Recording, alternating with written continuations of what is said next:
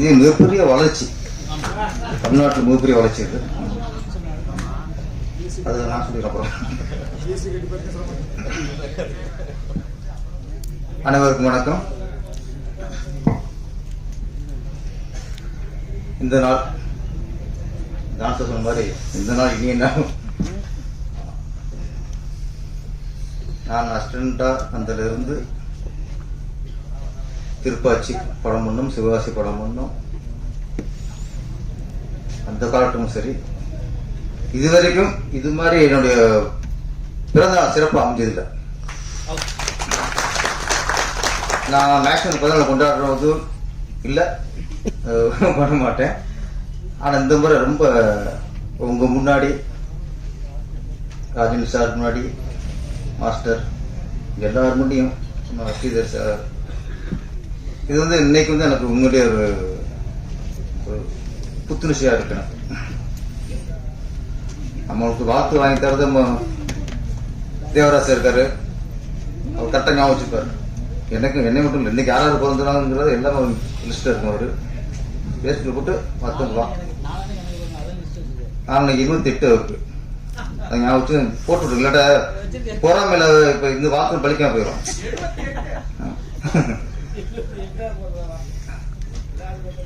அப்புறம் நம்ம Govindaraj sir, Balan sir, நிறைய நம்ம நண்பர்கள் நிறைய ஃபேஸ்புக்கில் வலைதளங்களில் பிறந்தநாள் சொல்லி ஆத்தரோட இருப்பாங்க. ஆனால் இந்த முறை ரொம்ப ரொம்ப சிறப்பாக வந்துருச்சு. எல்லாருக்கும் என்னை வாழ்த்து அனைவருக்கும் நன்றி. அப்புறம் இந்த இதில் இன்னொரு சிறப்பு அம்சம்னா பார்த்தோன்னா,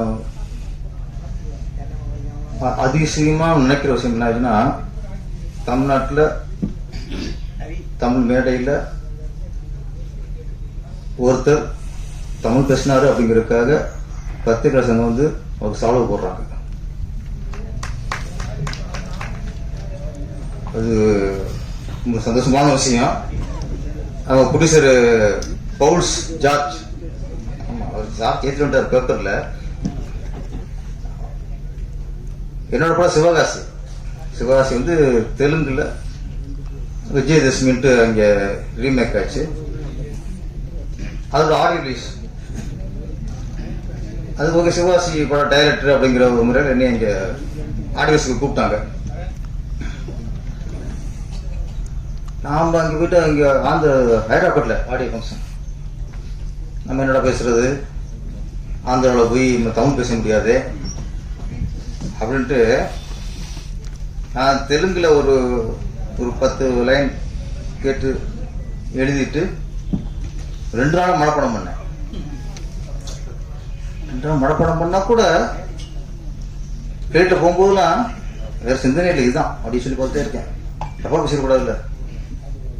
அங்கே ஸ்டேஜில் உட்காந்தோடனே இன்னும் அப்படியே பயம் வர வருது. எல்லாம் தெலுங்கு மக்கள், நம்ம பேப்பர் பார்த்துட்டு படிக்கலையே, மனப்பாடம் பண்ணிட்டு படிக்கிறோம். அப்போ உள்ள பேசி தெலுங்கு சமாளிச்சாச்சு. இப்பதான் தெரியுது, ஏன்னா நம்ம தெலுங்க தமிழ்ல எழுதி பேசியிருக்கலாமே. நம்ம என்ன திருப்பாச்சி பண்ணிவிட்டோம், சிவகாசி பண்ணிவிட்டோம், திருப்பதி பெரும் பேசியிருக்கோம். ஒரு புடிச்சர் தோன்ற விஷயம் ஒரு டைரக்டர் தோணலையே.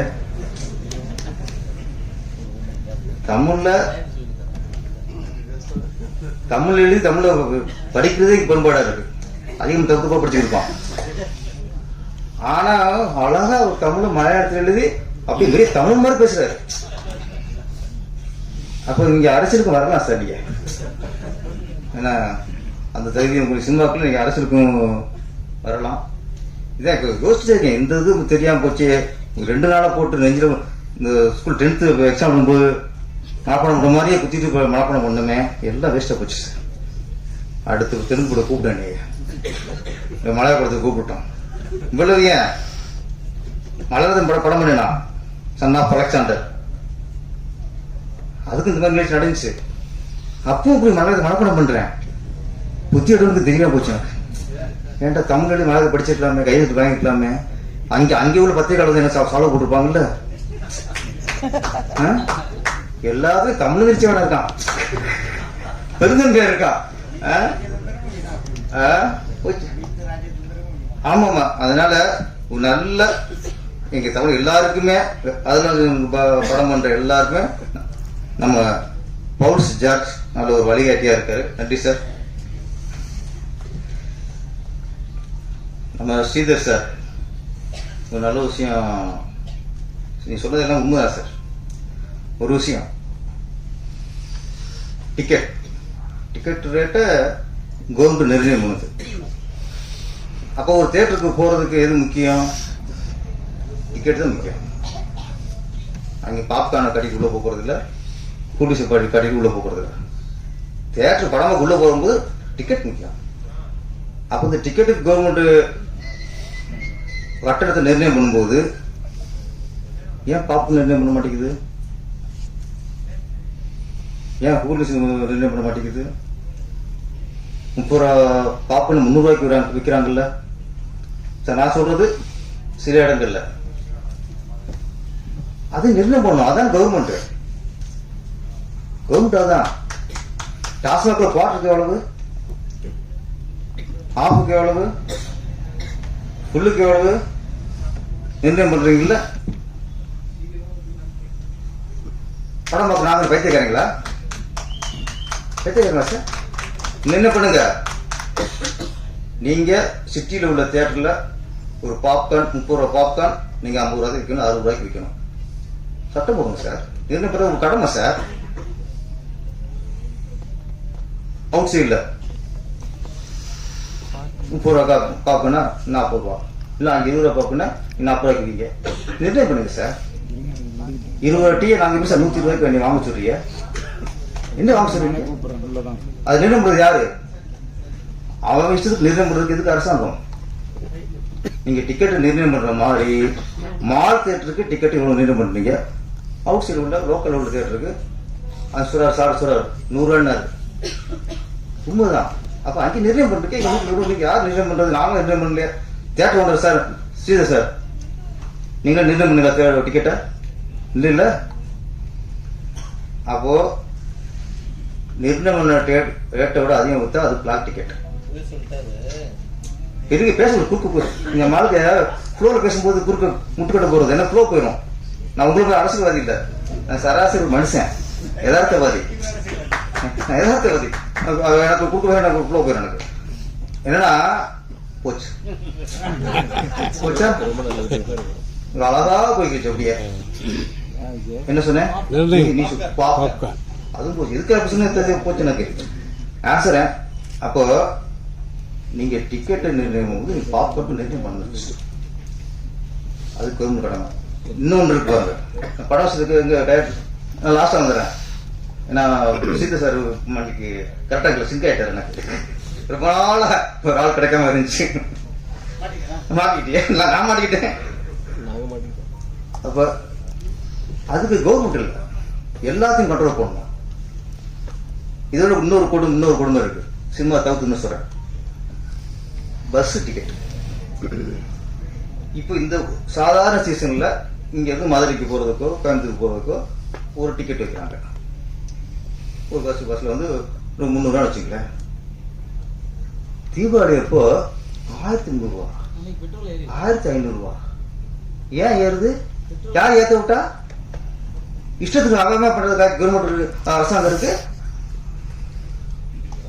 நான் அரசியல் பேசல, பாதிப்புறமான ஒரு குடும்பம் பேசுறேன். எந்த நாட்டில இருந்தாலும் கேட்கணும். இப்போ சார் தீபாவளிக்கு ஒரு ரேட்டு, பொங்கலுக்கு ஒரு ரேட்டு, சராசரி ஒரு ரேட்டு, அப்படி எதுக்கு? அது என்ன ஒரு வரமுறை? தீபாவளிக்கு பொங்கலுக்கு போற யார் சார்? குடிசை போறாங்க சார் ஊருக்கு. பொங்கலுக்கு யார் சார் போவாங்க? இருந்து சென்னைக்கு போறோம், உங்க கிராமத்துக்கு போறான் சார் எல்லாரும். யார் சார்? கிராமத்தா சார். இங்க கூலியோட பார்த்துருப்பான், மாச சம்பளத்தில் இருப்பான். அது எப்படி ஒரு பஸ்ல 2000 கொடுத்து போவான்? பிளைட் டிக்கெட்டு ரேட்டு வருது பஸ்ல தீபாவளிக்கும் பொங்கலுக்கும் சார் 2000 தாண்டுது. நான் என்ன சொல்றேன், இதெல்லாம் சரி பண்றது கவர்மெண்ட். நீங்க வருஷத்துக்கு பாக்கணும்த்துக்கோ, நீ கொக்கோ கோலாவா பெப்சியா ஒரு ரேட்டுக்கு வித்துக்கோ நினைச்சு நீ வச்சுக்கோன்னா அதுக்கு இல்ல. இதனாலையும் சினிமாக்கள் கொஞ்சம் பாதிக்கப்படுகிறது. ஏன்னா நான் போறேன், நான் படம் பார்த்து வருவவங்க எனக்கு படம் நல்லா இருந்தால் திருப்தியாக வருவேன், இல்லைன்னா பிச்சுட்டு வருவேன், அவ்வளோதான். ஆனால் நான் என் குழந்தை குட்டி போனோன்னா அது படம் நல்லா இருக்கும் நல்லா இல்லையோ அதுக்கு இன்ட்ரோ நான் வாங்கி கொடுக்கணும். அப்போ தான் அது நிறைவாக வரும். குழந்தைகளுக்கு இன்ட்ரோல ஏதாவது வாங்கிட்டு சாப்பிட்டா அது நிறைவாக வரும். அதனால் நம்ம டிக்கெட்டு மட்டும்தான் கவர்மெண்ட் சொல்கிறது, மற்ற நான் பார்த்தீங்கன்னா அது ஒரு இழப்பு. அப்புறம் இன்னொன்று சொல்ல நான் ஒத்துக்கிறேன் சார், ஸ்ரீதர் சார், படம் நல்ல படங்களை ஓடுது இல்லை, அதுவும் ஒத்துக்கணும். நம்ம சிறிய பட்ஜெட் எடுத்து நல்ல படங்கள் லிஸ்ட்டு சொல்றீங்களா? இன்னைக்கு குடும்பம் சொல்றீங்க, லப்பர் சொல்றீங்க, நிறைய படங்கள் எல்லாம். அப்ப மக்கள் என்னன்னா தேட்டருக்கு ரெடியா இருக்கான், சும்மா எல்லா படத்துக்கும் வந்து நான் செலவழிக்க ரெடியா இல்லவன். நான் கொடுக்குற பணத்துக்கும் நான் வாங்குற பாப்கார்னுக்கும் நான் கொடுக்குற குடிசுக்கு செலவுக்கும் அந்த படம் ஒர்த்தா இருக்குன்னு நினைக்கிறேன் சார். அது மேட்ச் அதுதான் சார், அது ஒத்துக்கிறேன் சொல்லல, அதான் ஒத்துக்கிறோம். நல்ல படம் கொடுத்தா வராங்க சார். நம்ம நான் அன்னைக்கு ஏற்க சொன்னேன், நம்ம ஆசைக்கெல்லாம் படம் எடுக்கூடாது சார், மக்கள் படம் எடுக்கணும் சார், மக்கள் படம் எடுக்கணும் சார். என் பையன் ஹீரோவா இருக்கணும், என் தம்பி டைரக்ஷன் பண்ணணும், என் மச்சான் மியூசிக் பண்ணணும், அப்பா முடிச்சதா இருக்கணும். என்ன நான் சொல்றேன், இப்போ ஒண்ணும் இல்லை, ஒரு ப்ரொடியூசர் படம் வாங்குறாரு, தான் பையனை ஹீரோ ஆகுன்னு நினைக்கிறாரு, தப்பே இல்லை சார். அதுக்காக நீங்களே நடிப்பீங்களா? ஏன் ஒரு புடிச்ச பையன் நடிக்க கூடாதுன்னு கேள்விக்கூடாது. நடிக்கலாம், தங்கம் கூட நடிக்கலாம். ஆனா ஒரு புது புடிச்சு கொண்டு வர்றாரு, தான் பையனை ஹீரோ ஆகுன்னு நினைக்கிறாருன்னு போது நீங்க சரியான இயக்குனர் ஒப்படைங்க, சரியான கதையை தேடுங்க. நீங்க முதல் படத்துல நடந்து வரும்போது கூலம் போட்டு நீங்க நல்லா இருக்கணும் நாடு முன்னேற அது மாதிரி பாட்டு அறிமுகப்படுத்தாதீங்க. மக்கள் பிடிக்கும், உங்களுக்கு பிடிக்கும், மக்கள் பிடிக்காது. நீங்க ரசிப்பீங்க, நீங்க உங்க குடும்ப ரசிக்கும், சொந்த ரசிக்கும், மக்கள் இப்படி ரசிப்பான். அப்புறம் தேர்தல கூட்டம் என்ன பண்றது? இதுல சீரியஸா சொல்ல நான் ஒத்துக்கிறேன். அதனால ஆசைக்கு படம்னா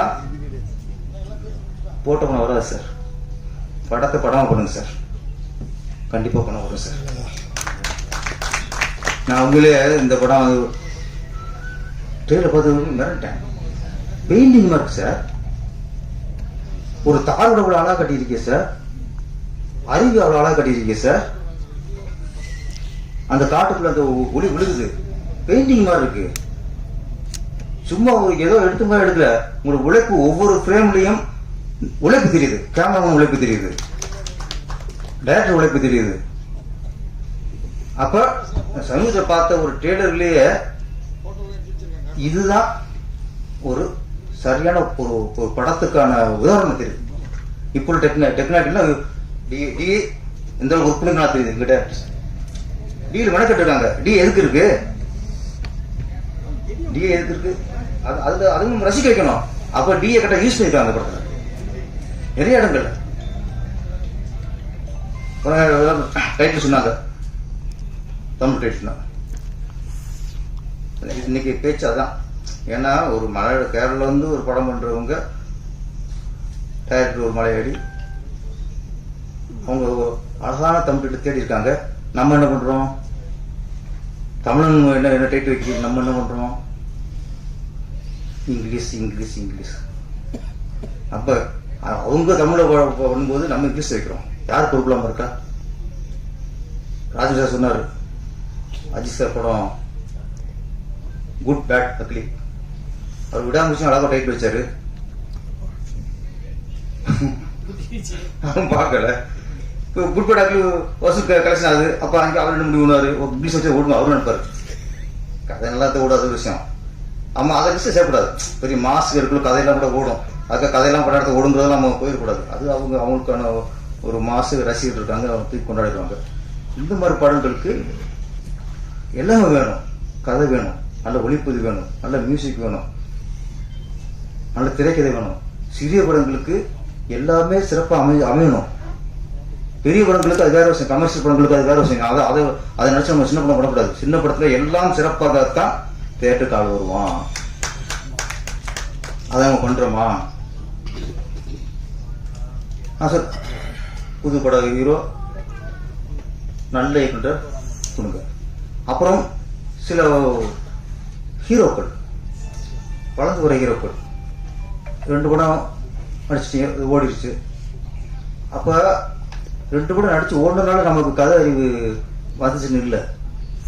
உடனே நீங்கள் கதை கேட்டு நீங்கள் அதை ஃபிக்ஸ் பண்ணி நீங்கள் தயாரிப்பட்டு அனுப்புறதுனால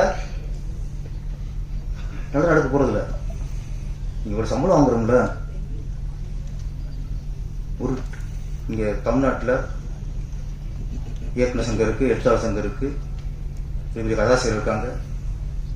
அதில் திறமையான கூப்பிடுங்க, ஒரு 3 நேரம் அதை குழு போடுங்க சார், அந்த கதை கேளுங்க சார். அவங்க கேட்டு கரெக்டாக சொல்லுவாங்க சார். நம்ம நினைச்சதை இருக்கணும். நம்ம யார்ட்டையும் அட்வைஸ் போது நமக்கு எல்லாம் தெரியும் நினைச்சா கொடுத்தா போகுது. அதனால சிறிய படத்துக்கு மக்கள் வல்லங்க வர்றாங்க, சரியா எடுக்கணும். அதே நேரத்தில் இன்னும் சிறிய படங்கள் சீரியஸா இன்னைக்கு ஒரு குடும்ப சம்பளம் ஓடி இருக்கு. இதோட 3 மடங்கு ஓட வேண்டிய படம் சார். அது இந்த வசூலோட 3 மடங்கு வசூல் வர வேண்டிய படம். அப்புறம் இப்போ வசூலோட 3 மடங்கு வர வேண்டிய வசூல். அது குறை இருக்காருன்னா இந்த ரீசன்லாம் வெற்றி வந்துச்சு, ஓகே, மிகப்பெரிய வெற்றி ஆகணும். அப்போ இந்த ரேட்டு இதெல்லாம் பார்க்கும்போது அங்கே அது குறையுது. ஆமாம், இது தயாரிப்பாளர் சங்கம், இயக்குனர் சங்கம், சினிமா நீங்கள் டிஸ்ட்ரிபியூட்டரு இவங்க மட்டும் முடியல. நான் அப்போ சொல்கிறேன், கவர்மெண்ட்டு இதில் வரையறை பண்ணணும். வேற ஒன்றும் இல்லையே. ஏன் வந்தோடனே ஒரு கோவம் வந்துச்சு நினைச்சேன். மங்கையராஜனுக்கு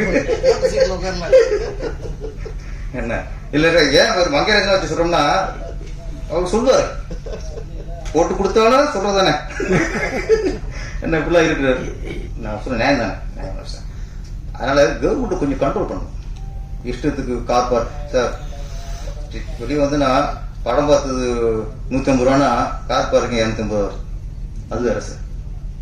கார் பார்க்கிங் அது 2 மடங்கு இருக்கு. எங்கே தான் நான் கார் பார்க்கிங் காசு கொடுக்குறதா, பாப்கார்ன் காசு கொடுக்குறதா, டிக்கெட் காசு கொடுக்குறதா. இதெல்லாம் சிறிய படத்தோட வெற்றியோட அளவை குறைக்கிறது. நல்ல படமா இருந்தாலும் வெற்றி அடைகிறது, அந்த வெற்றி அது குறைக்கிறது. இன்னும் பெரும்பான்மா அதுக்கு வரும், எல்லா காலம் பதில் சொல்லும். வரலாம். ஆமா. அப்புறம் இந்த படத்தோட இயக்குனர் சசீந்திரன் கே சங்கர் அதானே, பாதர் சாரோட அசிஸ்டன்ட். சிலர் தான் யார்கிட்ட வேலை பார்த்தாங்களோ அவங்க பேரை காப்பாற்றுவாங்க. எப்படி காப்பாற்றுவாங்கன்னா, அவங்க படத்துல ஒர்க் பண்ணும்போது சின்சியரா ஒர்க் பண்ணிக்கணும், உண்மையா ஒர்க் பண்ணிக்கணும். டைரக்டரை விட அந்த படத்துல அவங்க அக்கறையா ஒர்க் பண்ணிக்கணும். அந்த மாதிரி இயக்குநர்கள் தான் தன் படங்களை இந்த மாதிரி படத்தை உருவாக்க முடியும். இதோட மேக்கிங் எல்லாம் பார்க்கும்போது ஃபர்ஸ்ட் பரதன் நஷ்டம்னாங்க, நம்பி நம்பாம இருந்தோம். அறவரையா பார்த்துட்டு போறோம் இருக்கும். நிறைய பேர் ஒரு அசிஸ்டன்ட் இருப்பாங்க, பார்த்துட்டு சிலர் இருக்காங்க. டேரக்டர்லாம் யார்கிட்ட ஒர்க் பண்ணியா, நான் ஒர்க் பண்ணேன், நான் புதுசாக நடப்போம். அந்த டேரக்டர் ஒரு பேர் விரட்டிட்டு இருப்பார். ஆனால் அவர் பேசுவான் ஒர்க் பண்ணிட்டு. ஆனால் இவர் உண்மையிலே ஃபுல்லாக ஒர்க் பண்ணியிருக்காரு. என்ன அவர் பேரை காப்பாற்றிருக்காரு. பாரத அசிஸ்டன்ட் சார். அந்த நாங்கள் எப்பவுமே இங்கே தமிழ் மலையாளம் பிரிச்சிடல. இங்கே எப்பவுமே தமிழ் டைரக்டரு, மலையாள டைரக்டரு, கேரளா டைரக்டரு அதை பிரிச்சே பார்க்குறோம் சார். பாஸ்டர் கொண்டாடணும் சார், நாங்கள் சித்திக்கு கொண்டாடணும் சார், நாங்கள் ஜோசி கொண்டாடணும் சார், நாங்கள் எல்லாரும் கொண்டாடுவோம், உங்களே கொண்டாடுவோம். எங்களுக்கு நமக்கு என்னன்னா, நம்ம ஒரு மாஸ்டர் கொஞ்சம் நம்மளே குறை சொல்லக்கூடாது அப்படின்னாரு. சிலது நம்ம ஆரம்பிச்சுக்கணும், அப்போ குறை தெரியாம போயிடும். தமிழன் நம்மளை தாழ்த்து பேசக்கூடாதுன்றது சில விஷயங்களை நம்ம சரி என்ன மிஸ்டேக் கம்மியா ஒரு உண்மை நாங்க பேசுறேன். இப்ப ஒரு தமிழ் படம், டைரக்டர் தமிழராக இருப்பார், ஹீரோ கர்நாடகராக இருப்பார், கதாநாயகி மலையாளியா இருக்கும், கேமராமேன் தெலுங்காரா இருப்பாரு.